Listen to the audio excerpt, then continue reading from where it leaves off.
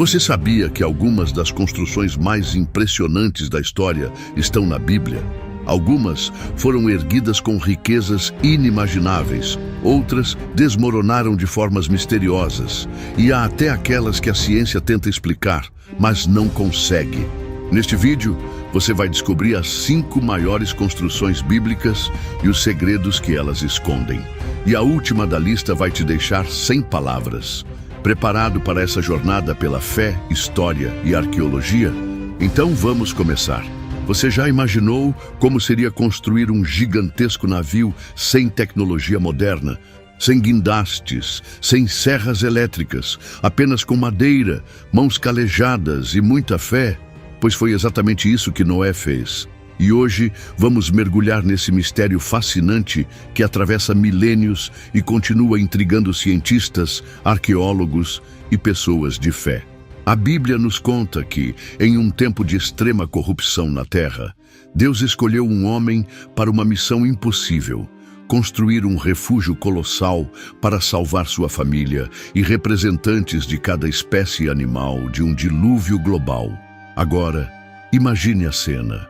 Noé recebe essa ordem divina e começa a cortar madeira, fazer encaixes, criar compartimentos. O trabalho foi árduo. Eram décadas de construção, enfrentando zombarias, calor intenso e o peso da responsabilidade de preservar a criação de Deus. A arca não era um simples barco. Suas dimensões eram gigantescas. Aproximadamente 135 metros de comprimento, 22 metros de largura e 13 metros de altura. Para se ter uma ideia, é quase o tamanho de um navio cargueiro moderno.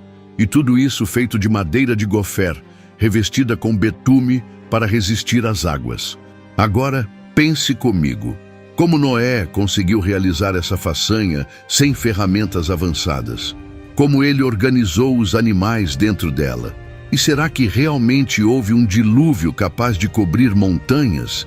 Essa história é apenas um mito ou há indícios de que algo realmente aconteceu? Geólogos e historiadores encontraram evidências de uma inundação massiva na região da Mesopotâmia. Estudos sugerem que, há milhares de anos, um evento catastrófico pode ter submergido grandes áreas, dando origem à tradição de um dilúvio global. Mas o que mais chama a atenção são as supostas descobertas da própria arca.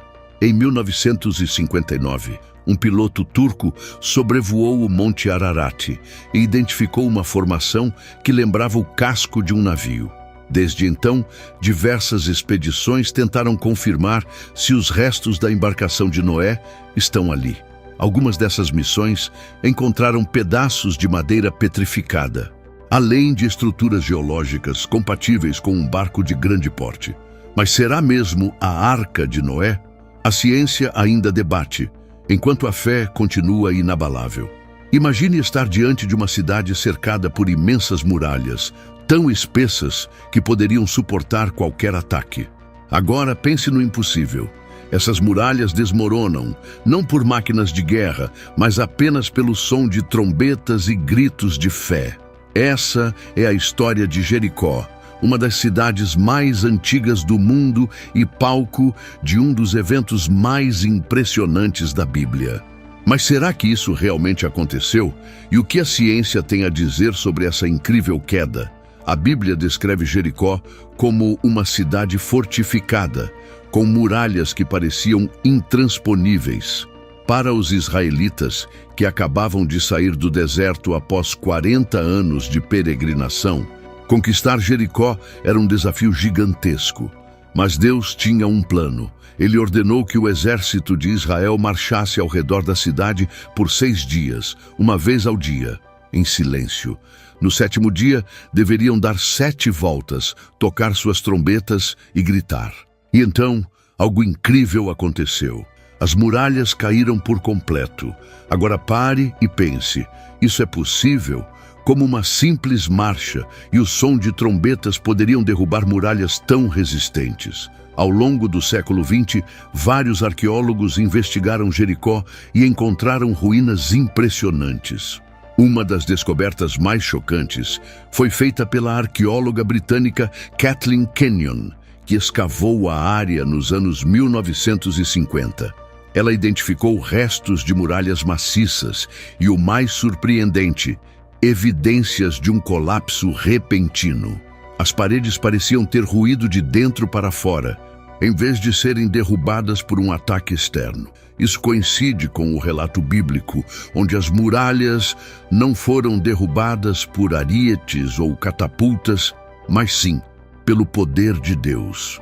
Alguns estudiosos tentaram encontrar uma explicação natural para esse evento. Uma teoria sugere que um terremoto pode ter sido o verdadeiro responsável pela queda das muralhas. De fato, Jericó está situada sobre uma falha geológica e tremores de terra eram comuns na região. Os cientistas argumentam que um forte terremoto no momento certo poderia ter feito as muralhas desmoronarem. Mas aqui está o detalhe mais intrigante. Como Josué e o povo de Israel poderiam prever exatamente quando um terremoto ocorreria? E mais, como o terremoto teria acontecido no exato momento do toque das trombetas e dos gritos de guerra? E prepare-se, porque a próxima construção que vamos explorar é ainda mais misteriosa e fascinante. Imagine um edifício tão majestoso que suas paredes eram revestidas de ouro puro, onde a luz do sol refletia um brilho celestial. Um lugar sagrado, construído para abrigar a presença de Deus. Esse era o Templo de Salomão, a construção mais grandiosa já erguida por Israel. Mas como essa maravilha arquitetônica foi construída? O que a arqueologia revela sobre sua existência? E qual é o seu verdadeiro significado espiritual? Salomão, o rei mais sábio de Israel, recebeu uma missão de seu pai, Davi: construir uma casa para Deus. O local escolhido foi o Monte Moriá, o mesmo lugar onde Abraão quase sacrificou seu filho Isaque. A construção foi um projeto colossal. As pedras usadas foram talhadas com precisão e transportadas até o templo sem o som de martelos ou ferramentas, conforme ordenado por Deus. O cedro do Líbano, uma das madeiras mais nobres da época, foi trazido em grandes quantidades para adornar o interior. E o mais impressionante, todo o interior era revestido de ouro puro. Querubins esculpidos, palmeiras e flores decoravam as paredes, enquanto o Santo dos Santos, o lugar mais sagrado, abrigava a Arca da Aliança, símbolo da presença de Deus entre o povo. Após 7 anos de trabalho, o templo ficou pronto, mas algo ainda mais grandioso estava por vir. Salomão reuniu todo o povo de Israel para uma cerimônia inesquecível. O rei, diante do altar, fez uma oração pedindo que Deus habitasse naquele lugar. E então, algo sobrenatural aconteceu. Uma nuvem gloriosa encheu o templo e o fogo do céu desceu sobre o altar, consumindo os sacrifícios. Era um sinal claro de que Deus aceitava aquela casa como seu santuário. Os israelitas se ajoelharam maravilhados. Eles estavam diante da presença viva de Deus. E prepare-se, porque a próxima construção que vamos explorar é ainda mais impressionante.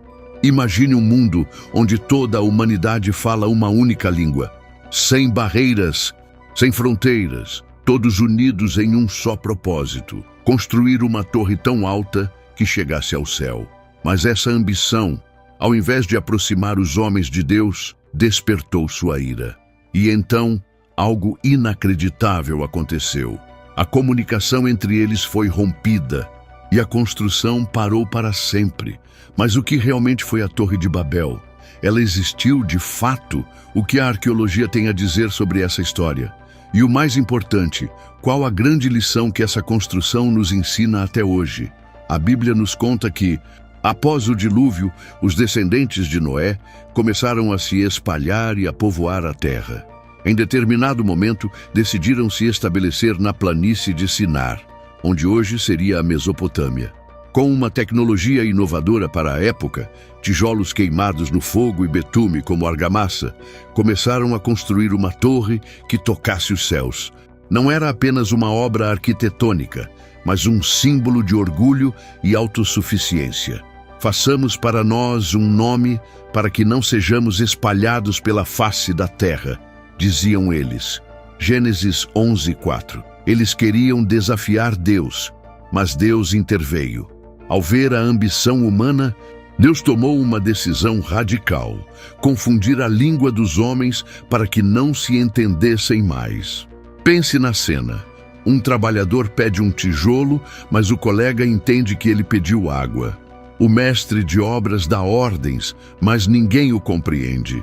De um instante para o outro, o caos tomou conta do canteiro de obras. E assim, a construção parou. O povo foi forçado a se dispersar pelo mundo, formando diferentes nações e culturas. Esse evento marcou o nascimento das línguas que falamos hoje. Mas será que isso é apenas um mito? Ou há evidências dessa torre? Muitos estudiosos acreditam que a Torre de Babel pode ter sido inspirada em uma zigurate, um tipo de templo em forma de pirâmide escalonada que existia na Mesopotâmia. A mais famosa delas é Etemenanque, um grande templo na antiga Babilônia dedicado ao deus Marduk. Inscrições babilônicas referem-se a esse lugar como a casa que une o céu e a terra, um nome que lembra muito o objetivo da Torre de Babel. Os registros históricos indicam que Etemenanque foi destruída e reconstruída várias vezes, até ser abandonada. Seria essa a torre original mencionada na Bíblia? Não há uma resposta definitiva, mas a semelhança entre as descrições é impressionante. Agora pense comigo, o que você tem construído? Algo para a glória de Deus ou para sua própria glória? Se você escolhe construir sua vida com base na vontade de Deus, comente agora: Senhor, eu quero edificar minha vida em Ti. E no próximo capítulo exploraremos outra construção bíblica que desafia a lógica e a história. Imagine viver em uma época em que seu povo foi arrancado de sua terra, levado ao exílio e viu o templo sagrado ser reduzido a escombros. Seria o fim da conexão com Deus, não para os judeus. Quando voltaram do cativeiro na Babilônia, trouxeram consigo um sonho: reconstruir o templo e restaurar sua fé. O segundo templo de Jerusalém não foi apenas um edifício, foi um símbolo de renascimento, esperança e identidade para toda uma nação. Mas como ele foi construído? O que o tornava especial? E por que foi destruído? Depois de 70 anos exilados na Babilônia, os judeus finalmente receberam permissão para voltar para casa. O rei persa Ciro, o Grande, ordenou a reconstrução do templo e até ajudou com recursos para a obra. Mas quando começaram a construir, perceberam uma dura realidade. O novo templo não seria como o de Salomão. Ele era menor, menos luxuoso, sem a Arca da Aliança, sem o brilho do ouro puro cobrindo suas paredes. Os anciãos que lembravam do primeiro templo choraram de tristeza, pois aquele parecia pálido em comparação. Mas Deus enviou uma mensagem por meio do profeta Ageu: a glória desta última casa será maior do que a da primeira. Ageu 2:9. O que isso significava? Como um templo aparentemente inferior poderia ser mais glorioso que o de Salomão? Séculos depois, o rei Herodes, o Grande, decidiu expandir e embelezar o segundo templo. Ele o transformou em uma das construções mais impressionantes do mundo antigo. Ele dobrou o tamanho da esplanada do templo, criou um sistema gigantesco de colunas e passarelas, revestiu partes do templo com ouro e mármore branco. O resultado? Um edifício que brilhava sob o sol de Jerusalém, deixando visitantes maravilhados com sua beleza. Esse templo se tornou o coração do judaísmo. Foi lá que Jesus ensinou, expulsou os mercadores e anunciou que um dia seria destruído. E foi exatamente isso que aconteceu. Em 70 d.C., os romanos cercaram Jerusalém durante a primeira revolta judaica. Após meses de luta, finalmente invadiram a cidade e incendiaram o templo. Os relatos históricos dizem que o ouro derreteu e escorreu entre as pedras, levando os soldados romanos a desmontarem tudo para pegar o metal precioso. Até hoje, tudo o que restou foi o Muro das Lamentações, um pedaço da estrutura que ainda se mantém de pé, lembrando os judeus da grandeza e da dor da perda do templo. O templo era o lugar da presença de Deus, onde sacrifícios eram oferecidos e o povo buscava perdão e orientação. Mas algo mudou. Jesus veio e trouxe uma mensagem revolucionária: destruam este templo, e eu o reconstruirei em 3 dias. João 2,19. Agora pense comigo, se Deus quer habitar em você, será que sua vida está preparada para recebê-lo? Se você deseja ser um templo vivo para Deus, comente agora: Senhor, habite em mim. Isso foi só o começo. Para entender ainda mais sobre a história da Bíblia, assista agora ao vídeo sobre como era a vida em Israel naquela época. Você vai descobrir detalhes fascinantes sobre a cultura, o dia a dia das pessoas, suas vestimentas, comidas e como a fé moldava cada aspecto da sociedade. Clique no vídeo na tela e embarque nessa viagem no tempo.